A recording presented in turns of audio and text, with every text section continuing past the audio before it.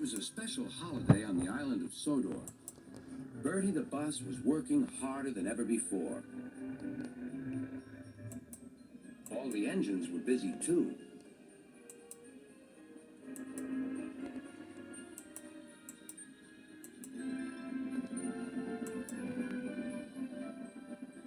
Duck was waiting for his next journey.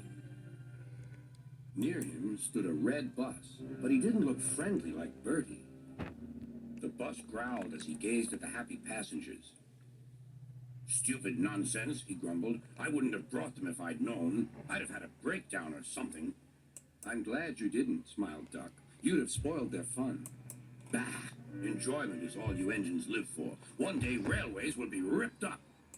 Duck felt shocked at such an idea. "We have a friend called Bertie, and he's a bus, but he likes the railway. Sometimes he teases us about it, but he'd never want to see it ripped up." "Huh," growled the bus. "I know Bertie. He's too small in size to be of any use." Duck took no notice. "That bus is silly," he thought, as he steamed away. At the junction, Duck told Oliver all about him. "I call him Bulgy," chuckled Oliver, and then he puffed happily away.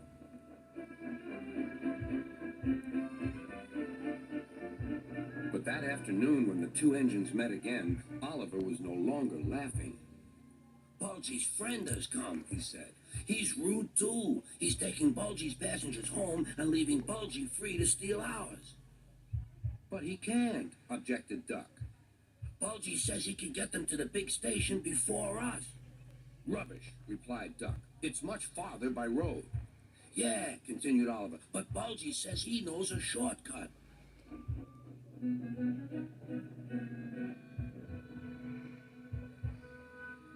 That evening, the engines were preparing for the homeward rush. "Where are the passengers?" they wondered. "Look!" shrilled Oliver. "Look at Bulgy. He's a mean scarlet deceiver." Bulgy was wearing a large sign saying "Railway Bus." "Yeah, boo snubs," he jeered as he roared away. "Come on," puffed Duck to his coaches. "Let's see what he's up to."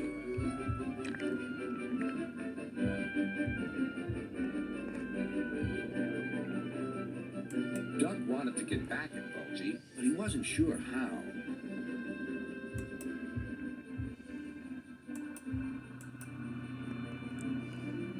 Then, in the distance, Duck saw a man waving a red flag.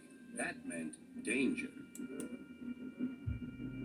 The line here crosses a narrow road, and there was Bulgy, wedged firmly under the bridge.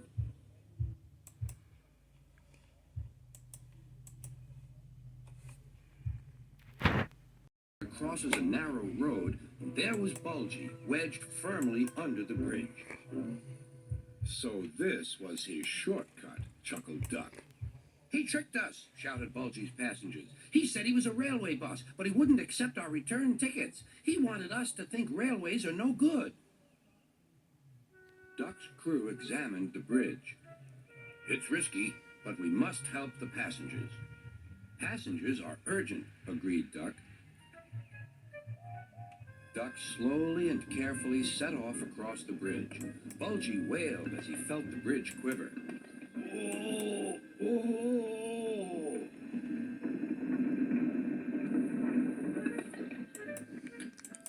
"Stop!" he shouted. "It might fall on me." "That would serve you right for telling lies," said. "Stop!" he shouted. "It might fall on me." "That would serve you right for telling lies," said Duck. But the bridge didn't collapse.